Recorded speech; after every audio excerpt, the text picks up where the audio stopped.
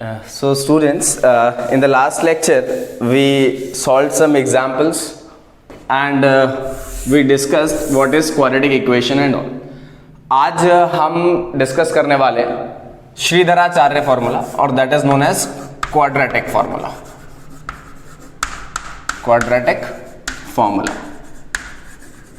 अब पहली बात तो यह है कि क्वाड्रेटिक फॉर्मूला क्या होता है, उससे पहले मैं आपको कुछ चीजें बताता हूं जिससे हम इस डायरेक्शन में जा पाएंगे कि क्वाड्रेटिक फॉर्मूले की जरूरत क्यों पड़ी. ठीक है, तो देखो अगर मैं आपको बोलूं कि x minus two is equal to 0 है तो क्या आप इसका रूट निकाल लोगे? अब बच्चे बोलेंगे हाँ सर क्या मजाक कर रहे हो हमारे साथ. तो ठीक है, x is equal to 2. Okay ठीक है, मैं फिर एक और क्वेश्चन पूछता हूं, x minus 1 is equal to 0 फिर से निकाल लोगे क्या? हाँ sir x is equal to 1 हो गया. फिर मैंने एक और सवाल पूछा, अच्छा चलो x plus 3 is equal to 0. फिर बच्चा बोलेगा क्या है सर ये x is equal to minus 3. अच्छा चलो मैंने फिर एक सवाल पूछा, x square minus 4 is equal to 0. फिर क्या करोगे? फिर भी बोलेगा बच्चा कि सर बहुत आसान है, प्लस माइनस 2. अच्छा चलो ठीक है, इतनी बात शायद समझ आ गई. अब मैं आपसे एक और क्वेश्चन पूछने वाला हूं. क्वेश्चन ओके लेकिन अब अगर मैं पूछूं x square minus x minus 1 is equal to 0, अब इसके रूट्स कैसे निकालने, तो थोड़ी सी टेंशन हो जाएगी कि सर अब क्या करें. ठीक है, तो अब ऐसे सवालों को सॉल्व करने के लिए, ऐसी चीजों को सॉल्व करने के लिए हमारे पास एक क्वाड्रेटिक फॉर्मूला नाम की चीज आई. वो कैसे आई देखते हैं. अगर आप इधर इन एग्जांपल्स पे दोबारा देखेंगे जो हमने अभी डिस्कस किए हैं, अगर आप इन एग्जांपल्स को दोबारा देखोगे तो आपको एक चीज पता लगेगी कि यार यहां पे इसकी डिग्री जो है वो 1 है, यहां भी 1 है, यहां भी 1 है, मतलब सारे लीनियर एक्सप्रेशंस हैं. अच्छा क्वाड्रेटिक है भी तो इसमें x नहीं है, तो आसान हो गया. अब यहां पर ये सारे के सारे क्या है, लीनियर एक्सप्रेशन. मतलब अगर मैं किसी भी तरीके से इस क्वाड्रेटिक को, जो क्वाड्रेटिक मैंने लिखी है ax square plus bx plus c is equal to 0, इसको किसी भी तरीके से अगर मैं लीनियर फॉर्म में लिख पाऊं तो फिर मेरे को रूट्स निकालना, जीरोस निकालना काफी आसान हो जाएगा. तो हमने क्या किया, हमने एक काम किया, हमने इस पूरी क्वाड्रेटिक को a से मल्टीप्लाई कर दिया. किससे मल्टीप्लाई कर दिया? a से. अब क्यों किया देखते हैं. सो ये हो गया a square x square plus b a b x a into b into x plus a into c is equal to 0. I have multiplied this quadratic by a. फिर उससे क्या हुआ? उससे ये हो रहा है कि a square x square plus a b x plus a c. अब एक फॉर्मूला याद करो, a प्लस बी का whole square. What is it? Sir it is a square plus b square और plus 2ab plus b square. ठीक है, अब यहां पर मैंने इस टर्म को कैपिटल A मान लिया. देखो जरा, ये ax का होल स्क्वायर हो गया. सही है. और उसके बाद इस ax को आंख बंद की और 2 इंटू ax लिख दिया. उससे क्या हुआ? देखो ये a हो गया और ये a स्क्वायर है और ये 2a है, तो a स्क्वायर प्लस 2a लिखा है. एक चीज और मिल जाए b तो काम हो जाए. अब जरा ऊपर वाली टर्म देखना, मैं इस टर्म को बदल तो सकता नहीं भाई, इक्वेशन में मैं कुछ बदल तो सकता नहीं, इसको जैसा लिखा है वैसा ही लिखा रहेगा ये.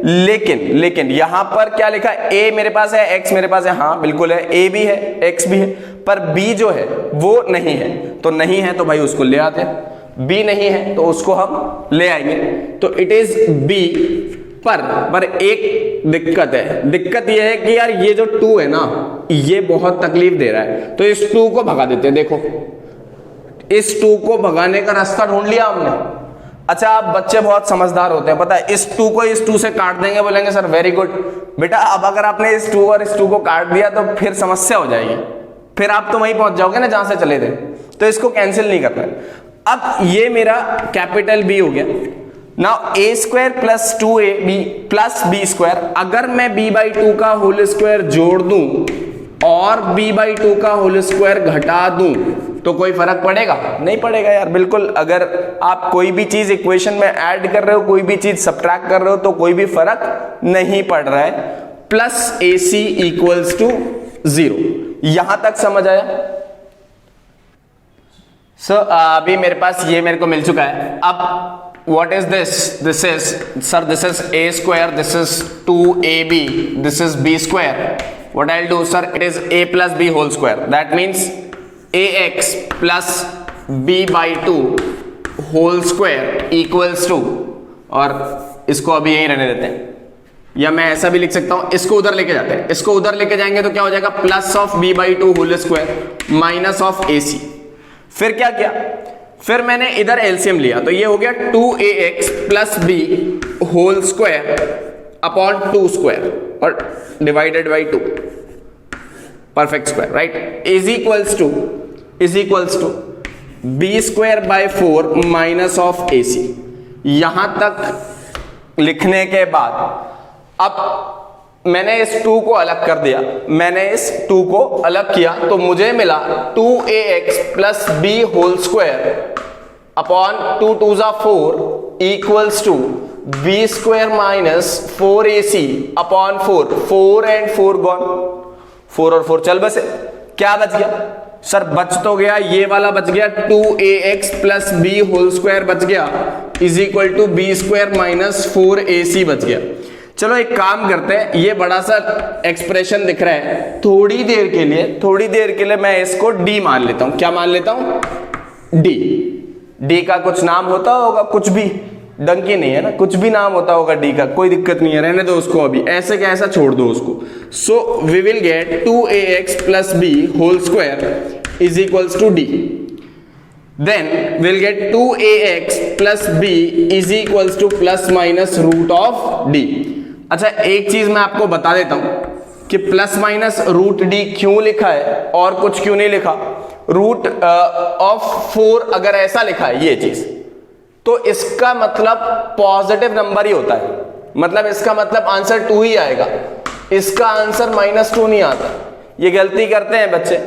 तो अगर ऐसा लिखा है तो इसका आंसर यही आएगा और रूट 4 का वैल्यू -2 नहीं आएगा, बल्कि अगर ऐसा लिखा है एक्स स्क्वायर की वैल्यू 4 है, हाँ तो x is equal to plus minus root 4 होता है, इसीलिए आंसर +-2 आता है, ठीक। तो इसलिए मैंने इसको यहां पे ऐसा लिखा है।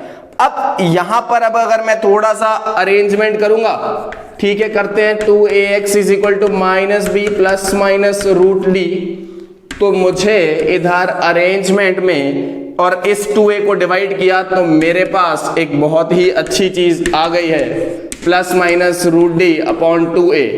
इसका ये मतलब हुआ अगर मैंने प्लस का साइन लिया तो मुझे एक 0 मिलेगा और माइनस का साइन मिल लिया तो मुझे दूसरा 0 मिलेगा। इसका मतलब मेरे पास कितने जीरोस आए, 2 आए। कितने आने चाहिए थे, 2 आने चाहिए थे। अब मैं एक बात और बताता हूं कि मैंने इसको लीनियर में लाया है।